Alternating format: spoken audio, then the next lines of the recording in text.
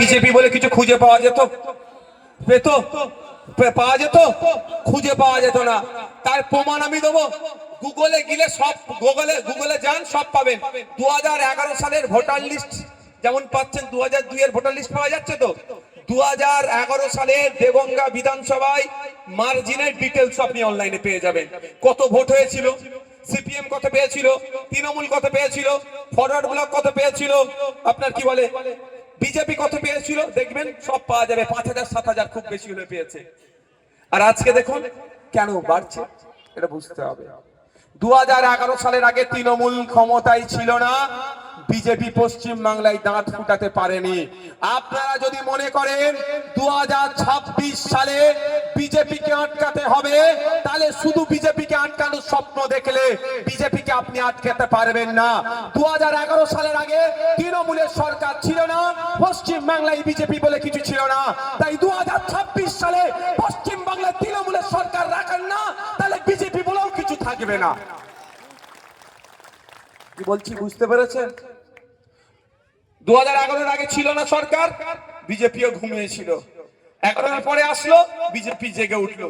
2026-এ সরকার সরিয়ে দেন, বিজেপিও ঘুমিয়ে পড়বে। এই যে জায়গাটায় আছে, ঘাস সেই অর্থে নেই কেন, পানি নাই বলে। আপনারা চাষিভুষি এলাকার মানুষ তো নাকি গো? পানি যেখানে থাকবে ঘাস জন্মাবে, আর ঘাস জন্মালে ছাগল গরুর উৎপাদ বাড়বে। উৎপাদ না বাড়ে তার জন্য আপনি বেড়া লাগিয়ে রেখেছেন, একটা গেট করেছেন। গেটের চাবি যাকে দিয়েছেন সেই গেট খুলে ছাগলকে গরুকে ঘাস খাওয়ানোর সুযোগ দিচ্ছে। তাহলে কি করতে হবে এখন, কি করতে হবে? তাহলে যে পাইপ লাইন দিয়ে পানি আসছে ওই পাইপ লাইনটাই কেটে দিতে হবে। তৃণমূল নামক পাইপ লাইন থাকার জন্য বিজেপি আজকে উৎপাত করছে। তাই আমরা যদি তৃণমূল নামক পাইপ লাইনটাকে কাটতে পারি, তাহলে ঘাস পানি আসবে না, ঘাস জন্মাবে না, আর ঘাস না জন্মালে গরু ছাগলের উৎপাত বাড়বে না।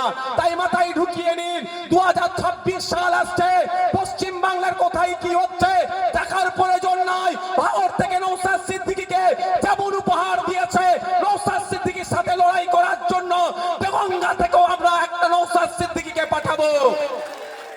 হবে তো নাকি? না গল্প শোনাবে বিজেপি চলে আসবে। গল্প শোনালেও তার ওষুধ আমি দিয়ে যাচ্ছি আজকে। গল্প শোনাতে পারে তৃণমূল, এই আইএসএফ ভোট কেটে নাকি বিজেপি সুবিধা করে দেবে।